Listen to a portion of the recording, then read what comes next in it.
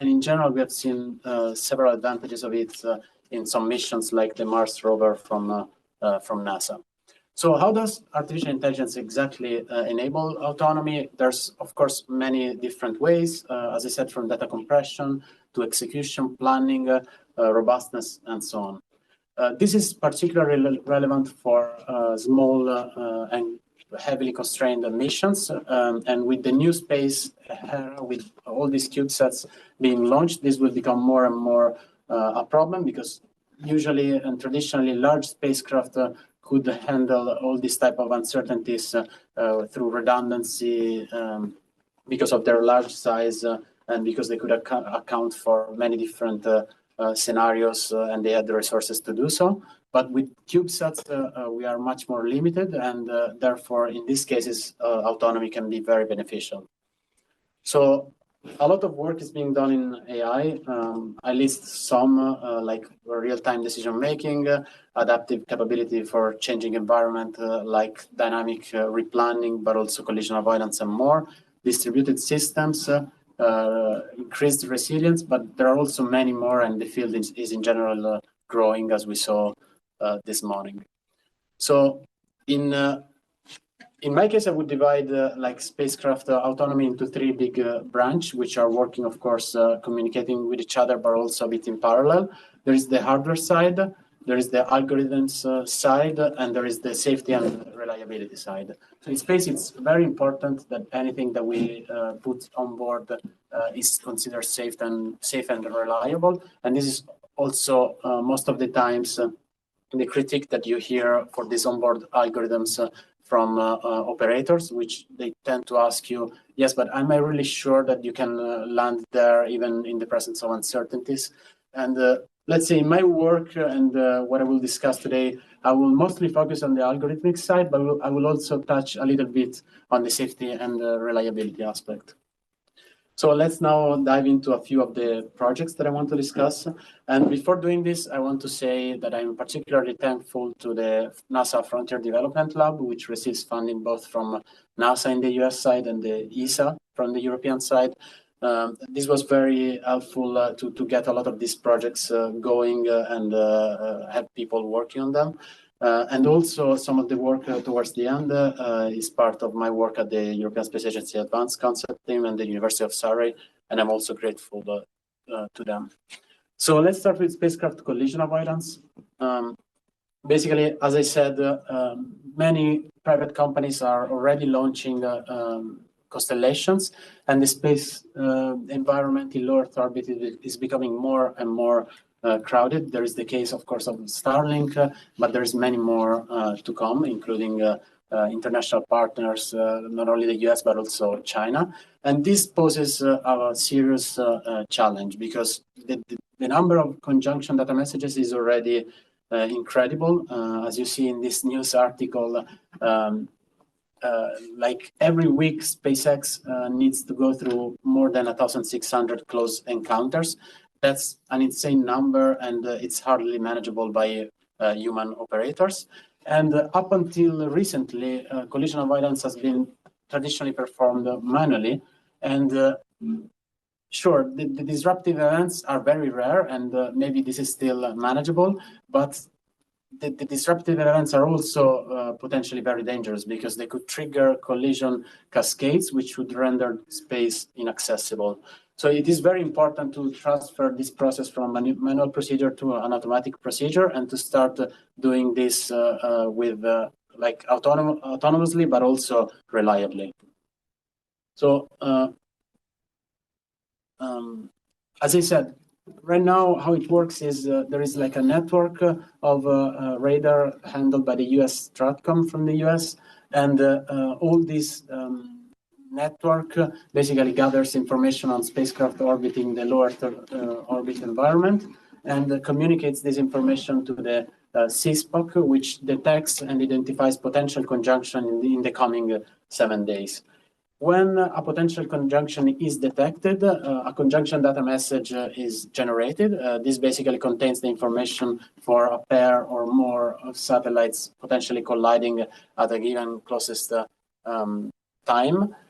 And space agency across the world, together with private operators, tend to use this type of data to perform decision-making on potential maneuvers and actions to be taken.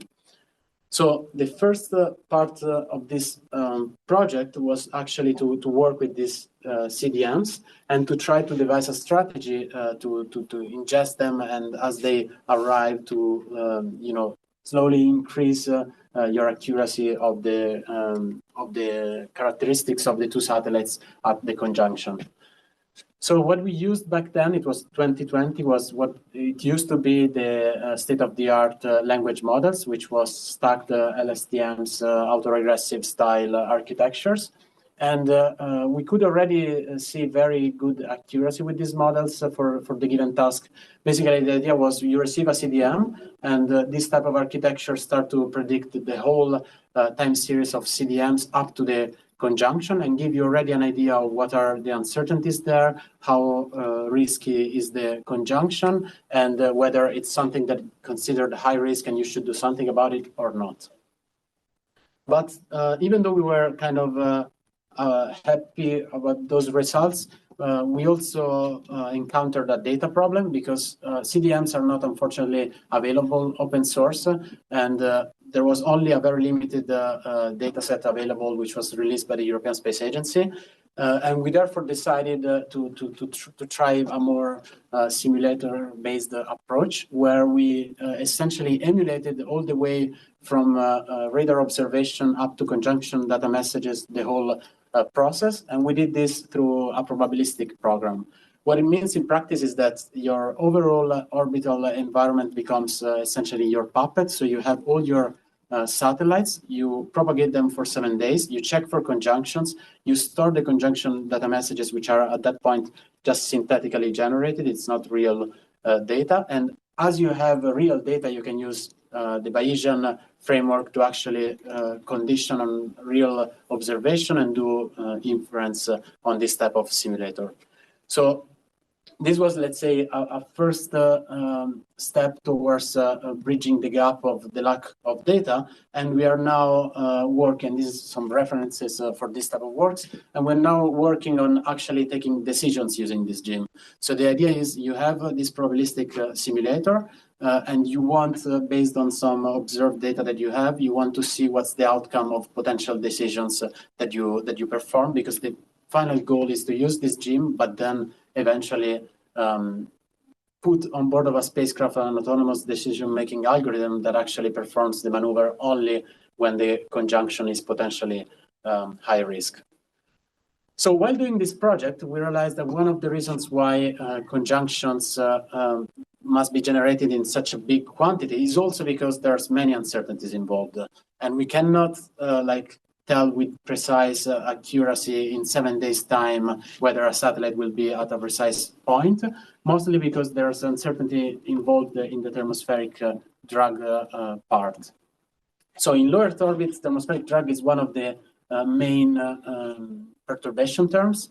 And the problem there is that it's highly influenced by space weather and the sun in general. And this, of course, makes it very difficult to predict because of the unpredictability of the sun, as we saw this morning. So our problem, let's didn't change, I think. Okay, so our problem in this case was, okay, can we do something about this? Can we actually reduce, because there are some models that are being used for thermospheric density estimation, but mostly these models take only a very limited amount of information about the sun. So can we really do something about this and improve the accuracy of these models?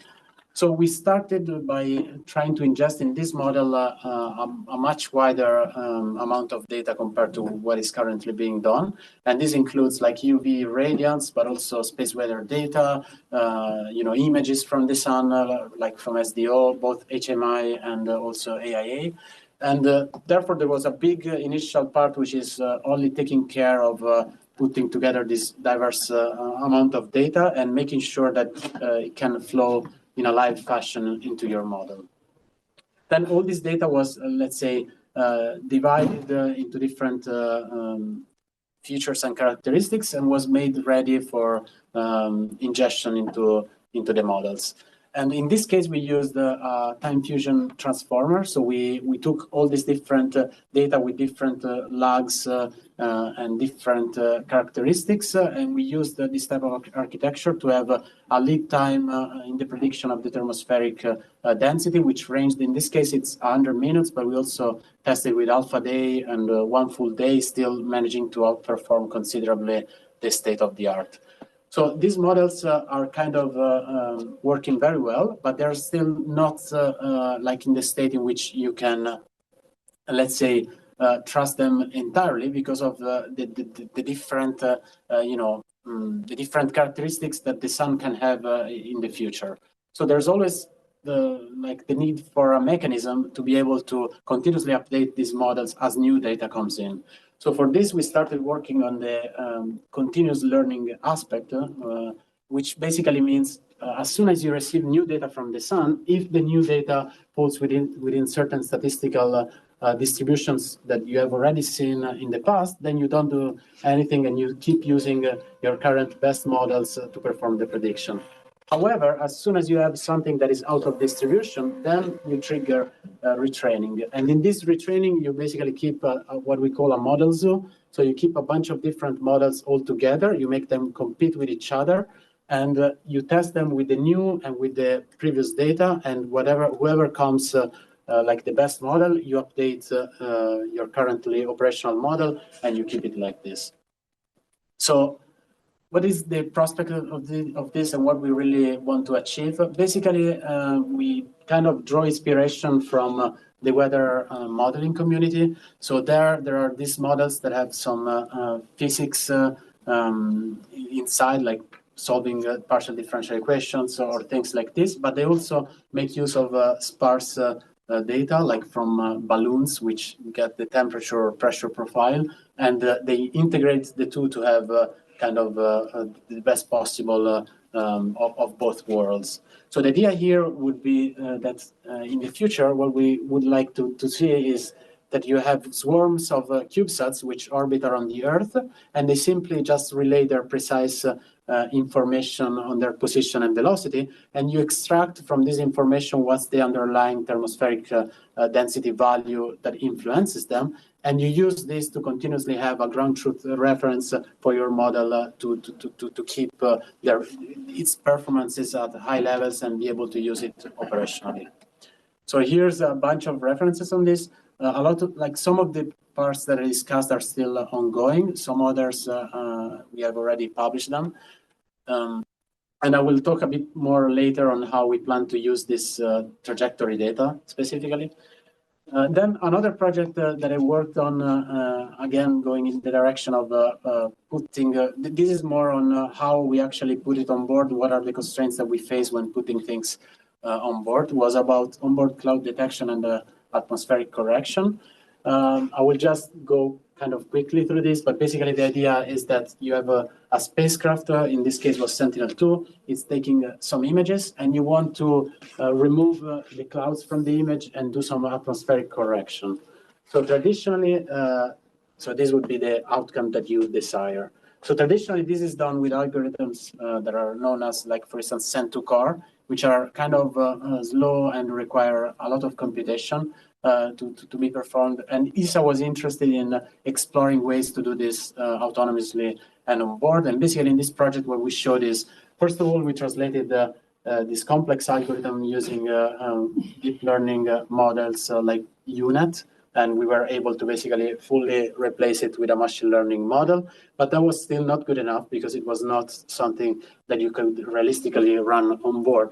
So in the next phase, we basically made these models much more lightweight, and we got rid of the UNet part by making much simpler architecture. And we demonstrated that you could achieve something that fulfills your memory and power requirements on board, but at the same time also maintains a very high accuracy, so like very similar to the Send-to-Core algorithm.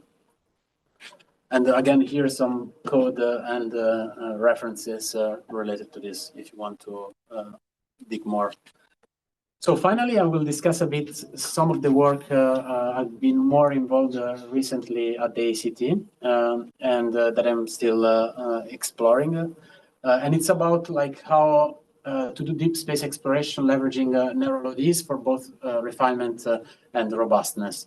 Again, here the idea is also here is to have like something that is basically pre-trained on the ground, and then once you are operational, you still have some ways to correct your model to achieve the task that you want based on the environment and the dynamics that your spacecraft will encounter.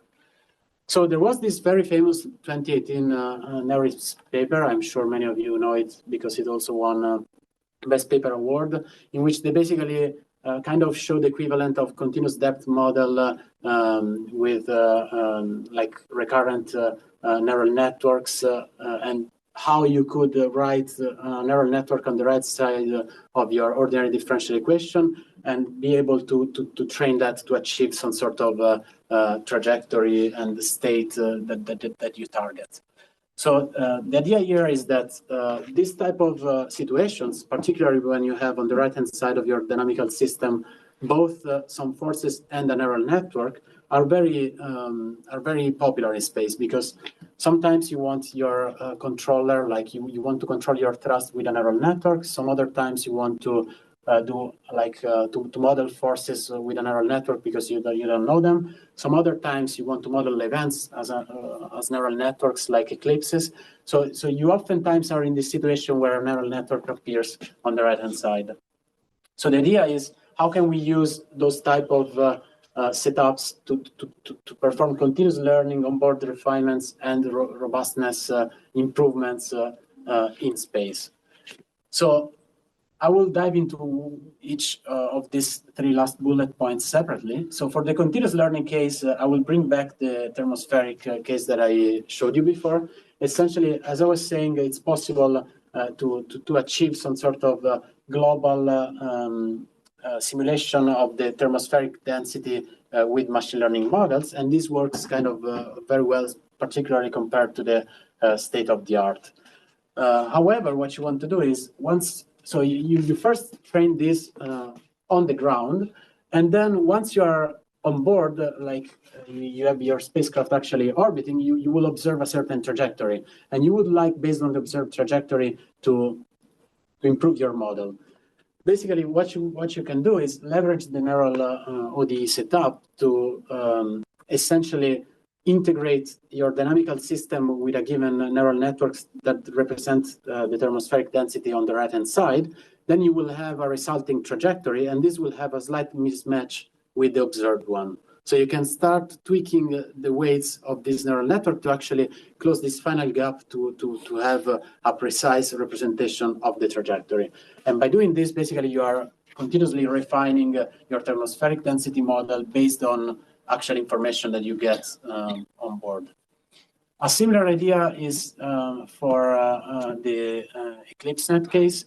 So in this case, we basically we're dealing with the problem that when you orbit a small body, the eclipses are very important, because in this type of small body environments where gravity is so low, the solar radiation pressure plays a big role.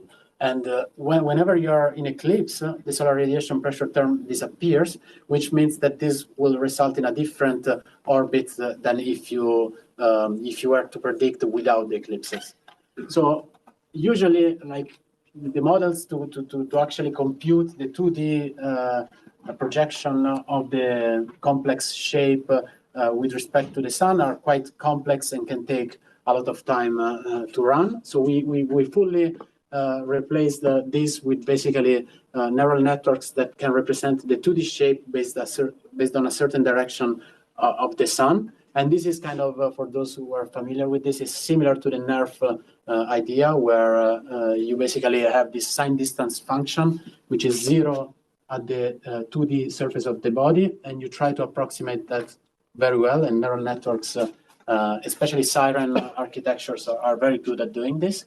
But then, as I said earlier, most of the times you can pre-train this on the ground, but then once you deploy it on board and you get to the actual body, the characteristics of the body can vary. Particularly when it's a small body, we typically don't have so many information about its shape already. So once we get there, we refine this knowledge. Like this happened, for instance, also with asteroid Ryugu. Once they got there, they figured out that it was actually a diamond shape and so on. So basically, in this case, you can think about a similar procedure as I discussed earlier, where basically you think, for instance, that this is a Churyumov-Gerasimenko, in this case, that this is a ball. But once you got there, it has a completely different shape, but you will see that you will observe a slightly different trajectory than what you expect. And this is because it will undergo slightly different eclipse events than you expect because you're modeling it as a ball. And by using the neurally setup, you can correct the parameters of your model to actually match the exact eclipses that you observe. And this will mean that you are actually morphing your 2D shapes to be more close to what actually is the 2D shape of the body. Finally, and this is basically something I'm working on recently and still unpublished, but basically the idea is that we can show that you can use the same setup to actually robustify your guidance and control algorithms. So what I mean exactly here is that, so we know how to do neural networks that, given the state of the spacecraft, can give you the thrust, direction, and magnitude so that you land on a given body or you rendezvous with a given body optimally. However, when you're in the presence of uncertainties, you need to make sure that this is also robust with respect to some parametric or environment uncertainty. And this is particularly crucial, as I said earlier, for operators. So what we show is that you can actually modify the loss to include these uncertainties, and you can actually, after you train it in a deterministic world, you can actually correct the network to better match some sort of uncertainty quantification that you require a priori, like land on this side with this given probability, or be there at this time with these uncertainties. And yeah, here are some references related to the previous work. So in conclusion, many private and space agencies are pushing for the use of onboard AI, mainly because this can foster autonomy, but also because in very resource-constrained settings like CubeSats, this can be like a game changer. And the advantages, of course, are clear, like replanning, cost reduction, resource limitation, robustness, and more. This can also be applied in several different ways. It can go from adaptation to dynamic environments, as I showed, but also to onboard autonomous decision-making and much more. Like the prospects here are really wide. So the future is exciting, but it will be very crucial, this interplay between hardware, algorithms, and in the case of space, also safety and reliability constraints. So it's always very important whenever you do these algorithms that you make sure that you can actually control what are the best and worst case scenarios given the uncertainties that your mission will face. And with this, I would like to thank you very much for your attention. Do we have any questions? Yes. So, thank you, because it's a very, very good speech. So I really thankful. I have several questions. One, respect to the continuous learning. So when you do the continuous learning, you retrain all the network or just some parameter? Yeah, so this was actually something that we stumbled upon when starting this project. So there's not like, let's say, an agreement on how to do this in a specific way. So we tried different algorithms. What we noticed is that if you just set the parameters and you keep training, at some point, this will catastrophically forget whatever happened in the past, and it will not just be good enough for the past, or even though it will keep up the performance with the latest events. So as soon as you basically change environment into some, let's say you're in you're in a normal situation, then the sun starts behaving crazily, let's say, then this will adapt very well. But then once it goes back to behave normally, it will be very bad because it has only learned the very last events and has catastrophically forget the past. So what we found is that maybe you need the right balance between the two. So maybe sometimes you can keep learning, but some other times you need to retrain from scratch. And yeah, so it depends, I think, on the application and on the type of phenomenon that you're seeing. If it's very out of distribution, probably you should just keep updating. But if you keep consistently receiving out of distribution things, at some point it's better to retrain overall the models. So when you put on board this algorithm and you want to do continuous learning, imagine that you have in a framework where you want to retrain all your algorithm.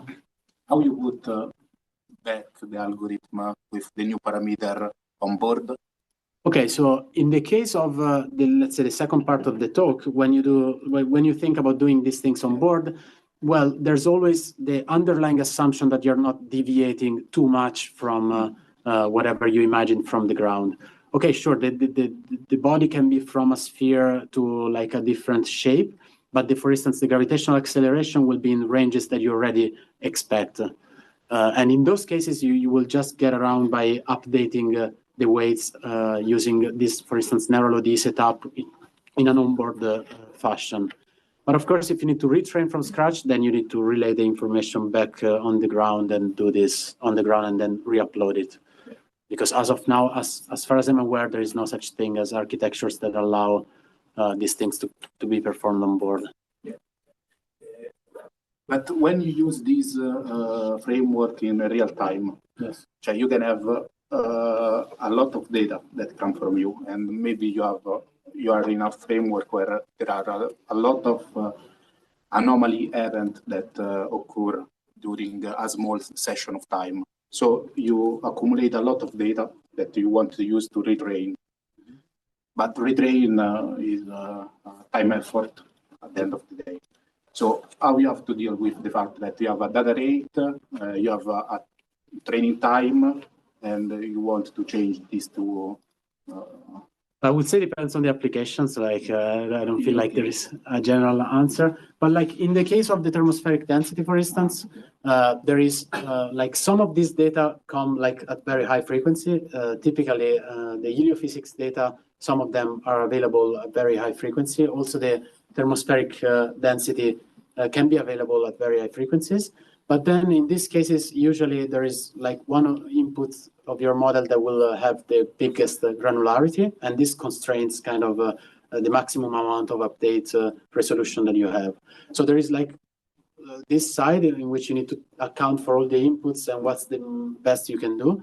But even when data is available very frequently, it's always worth it to first wait and do some sort of batching to be able to avoid catastrophic forgetting and all this type of phenomena. So yes, you can go very granular, but it's not always worth it. It's always better to keep a balance. Of course, that depends also on, that's why I said that it's a bit application dependent, because there are some applications in which out of distribution means that it requires some sort of urgency. And then in those cases, maybe you just intervene. And so it depends. Okay, so thank you a lot. Very clear for me. Yeah. Do you have any more questions? I think we need to move on. So thank you, Giacomo.